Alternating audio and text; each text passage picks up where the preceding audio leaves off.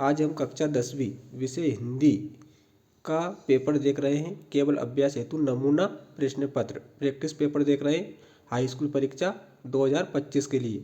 इसमें टोटल प्रश्न जो आएंगे 23 आएंगे और उसके बाद में समय रहेगा 3 घंटा और मैक्सिमम मार्क्स 75। उसके बाद में निर्देश दे रखे हैं। सभी प्रश्न अनिवार्य हैं। प्रत्येक प्रश्न के लिए आवंटित अंक उसके सम्मुख अंकित हैं। प्रश्न क्रमांक 1 से 5 तक 30 वस्तुनिष्ठ प्रश्न हैं। प्रत्येक उप प्रश्न पर 1 अंक निर्धारित है। प्रश्न क्रमांक 1 से 5 तक। उसके बाद में प्रश्न क्रमांक 6 से 17 तक कुल 12 प्रश्न हैं। प्रत्येक प्रश्न पर 2 अंक निर्धारित हैं। शब्द सीमा लगभग 30 शब्द रहेगी। और प्रश्न क्रमांक 18 से 20 तक कुल 3 प्रश्न हैं। प्रत्येक प्रश्न पर 3 अंक निर्धारित हैं। शब्द सीमा लगभग 75 शब्द है। और प्रश्न क्रमांक 21 से 23 तक कुल 3 प्रश्न हैं। प्रत्येक प्रश्न पर 4 अंक निर्धारित हैं। शब्द सीमा लगभग 120 शब्द। प्रश्न क्रमांक 6 से 23 तक सभी प्रश्नों के आंतरिक विकल्प दिए गए हैं। पहला प्रश्न है, सही विकल्प का चयन कर लिखिए। रीतिकाल की रचनाओं का प्रधान विषय है प्रकृति वर्णन, श्रृंगार वर्णन, भक्ति वर्णन, ऋतु वर्णन। तो इसका उत्तर आ जाएगा श्रृंगार वर्णन, क्योंकि रीतिकाल की जो रचनाएं हैं उनमें श्रृंगार रस की प्रधानता है और रीतिकाल का प्रमुख रस श्रृंगार है, इसलिए इसका उत्तर श्रृंगार वर्णन आ जाएगा। रीतिकाल को श्रृंगार काल भी कहा जाता है।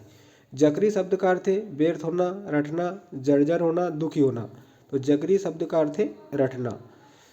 तीसरा प्रश्न है, जुगुप्सा स्थायी भाव है अद्भुत रस का, विभत्स रस का, रौद्र रस का, भयानक रस का। तो विभत्स रस का स्थायी भाव जुगुप्सा होता है। स्वयं प्रकाश जी ने पत्रिका का संपादन किया सरस्वती, वसुधा, कादम्बरी, जनवाणी। तो स्वयं प्रकाश जी ने वसुधा नामक पत्रिका का संपादन किया था। उसके बाद में जिस समास में प्रथम पद विशेषण और दूसरा पद विशेष्य होता है उसे कहते हैं द्विगु समास, द्वंद्व समास, अव्ययी भाव समास, कर्मधारय समास। तो उसे कर्मधारी समास कहते हैं जिस समास का प्रथम पद विशेषण और दूसरा पद विशेष्य होता है। देहाती दुनिया उपन्यास के लेखक हैं शिवपूजन सहाय, कमलेश्वर, फणीश्वर नाथ रेणु, आनंद यादव। तो देहाती दुनिया उपन्यास के लेखक हैं शिवपूजन सहाय। उसके बाद में रिक्त स्थान दे रखें। उत्साह एक गीत है, आह्वान या मधुर। तो उत्साह एक आह्वान गीत है। उसके बाद में वीर, भयानक तथा रौद्र रस में गुण होता है। तो वीर, भयानक तथा रौद्र रस में ओज गुण होता है। जहाँ ओज गुण होता है वहाँ वीर रस होता है। नायक के जीवन के किसी एक घटना का पूर्णता के साथ चित्रण होता है। तो खंडकाव्य में होता है। महाकाव्य में व्यक्ति के जीवन का संपूर्ण चित्रण होता है, जबकि खंडकाव्य में एक घटना का पूर्णता के साथ चित्रण होता है। बाल गोविंद भगत के गीतों में का भाव व्यक्त हुआ है। तो प्रभु मिलन का। विद्यालय में संधि है। तो विद्यालय में स्वर संधि है। विद्यालय, हिमालय, ग्रंथालय, पुस्तकालय, इस प्रकार के जो शब्द हैं उनमें स्वर संधि होती है। लेपचा और सिक्किम की स्थानीय जातियां हैं। तो भूटिया है। लेपचा और भूटिया सिक्किम की स्थानीय जातियां हैं। उसके बाद में प्रश्न क्रमांक 3 है, निम्नलिखित कथनों के समक्ष सत्य या असत्य लिखिए। परशुराम फरसे को देखकर भयभीत हो गए। तो यह असत्य है। परशुराम का जो शस्त्र है फरसा है, उसे देखकर वो भयभीत क्यों होंगे, इसलिए यह असत्य है। दोहा एक वर्णिक छंद है। तो यह भी असत्य है। दोहा मात्रिक छंद है। जीवनी गद्य की प्रमुख विधा है। तो यह भी असत्य है। जीवनी जो है गद्य की गौण विधा है। उसके बाद में लखनऊ को नवाबों का शहर कहा जाता है। तो यह सत्य है।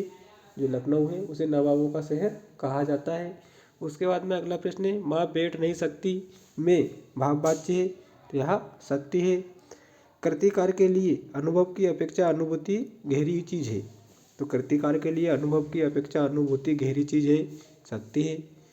उसके बाद में अगला प्रश्न है, अपना सही जोड़ी का मिलान कर लिखिए। स्तंभ आ, स्तंभ बा।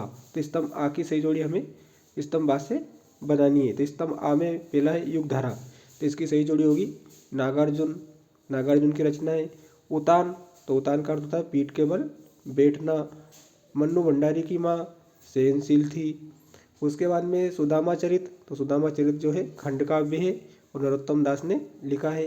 शब्द शक्ति के भेद। तो शब्द शक्ति के 3 भेद होते हैं, अभिधा शब्द शक्ति, लक्षणा शब्द शक्ति, व्यंजना शब्द शक्ति। 1 और 1 11 होना। 1 और 1 11।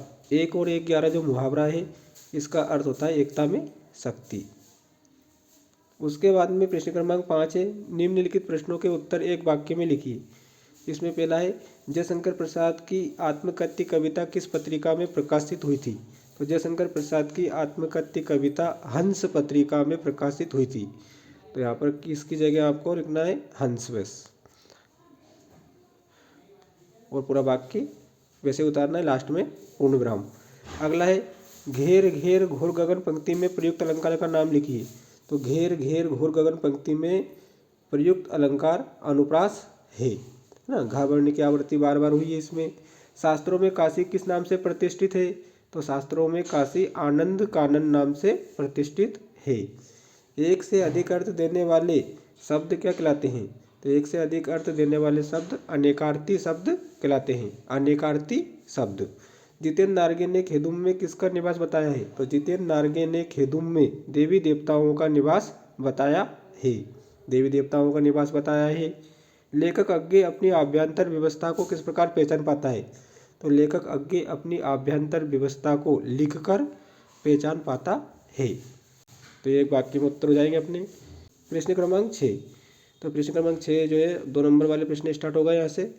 और रीतिकाल की या रीतिकालीन कोई 2 कवियों के नाम उनकी एक एक रचना के साथ लिखिए। तो रीतिकाल के 2 प्रमुख कवि बिहारी हैं, जिनकी रचना है बिहारी सतसई, मतीराम सतसई, ठाकुर ठसक, आलम केली, केशवदास, रामचंद्रिका जिनकी रचना है। उसके बाद में प्रश्न क्रमांक 7 देख लेते हैं हम। तुलसीदास अथवा सूर्यकांत त्रिपाठी निराला की काव्यगत विशेषताएं निम्न बिंदुओं के आधार पर लिखिए। तो 2 रचनाएं रामचरितमानस, विनय पत्रिका, कवितावली, दोहावली, गीतावली। इस प्रकार के प्रश्नों को आप अच्छे से याद करें। हमारे चैनल पर भी इस प्रकार के प्रश्नों के उत्तर डले हुए हैं। आप देख सकते हो किस प्रकार से प्रश्न पत्र में कैसे प्रश्न पूछे जाते हैं। इस प्रकार के प्रश्नों को आप अच्छे से याद करें। प्रश्न क्रमांक 10 है, जैसे प्रबंध काव्य किसे कहते हैं, उसके प्रकार के नाम लिखिए। और चौपाई छंद के लक्षण उदाहरण सहित लिखिए। कहानी उपन्यास में अंतर, तो अंतर वाले प्रश्न भी आपको याद करना है। कवि परिचय, लेखक परिचय और गद्य खंड और पद्य खंड वाले प्रश्न भी आपको अच्छे से याद करने हैं। प्रश्न क्रमांक 16 है अपना, निम्नलिखित वाक्यांश के लिए एक शब्द लिखिए। अत्यधिक बढ़ा चढ़ाकर कही गई बात, तो अतिशयोक्ति। अत्यधिक बढ़ा चढ़ाकर कही गई बात को अतिशयोक्ति कहते हैं एक शब्द में। जिसे बांटा ना जा सके तो उसे अविभाज्य कहते हैं। जिसे बांटा ना जा सके उसे अविभाज्य कहते हैं।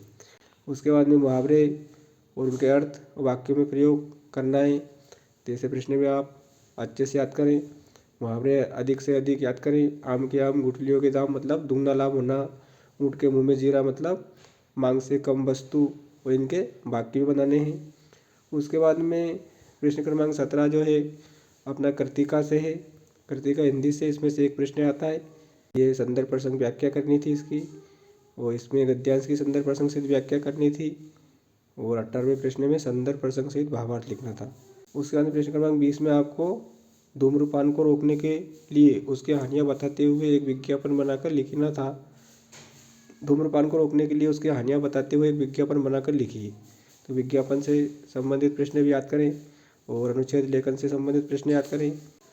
अपठित गद्यांश पूछा जाता है और काव्यांश पूछा जाता है ना। इन्हें भी आप अच्छे से याद करें और अच्छे से समझें इन्हें। जैसे अपठित गद्यांश दे रखा है, परिवार से संबंधित है, इसलिए इसका शीर्षक क्या होगा? परिवार हो जाएगा। और बाकी प्रश्न के उत्तर आपको इसी में से ही मिल जाएंगे, आप ढूंढेंगे तो। प्रश्न क्रमांक 22 में आवेदन पत्र और आत्मान पत्र दे रखा है। प्रश्न क्रमांक 23 में निबंध आया था। तो इस प्रकार 23 प्रश्न वार्षिक परीक्षा में आने हैं। और इसी प्रकार के प्रश्न आप अधिक से अधिक याद करें। यह केवल एक नमूना प्रश्न पत्र है, और इस प्रकार के प्रश्न आपको अधिक से अधिक याद करने हैं ताकि आप अच्छे से नंबर ला सको।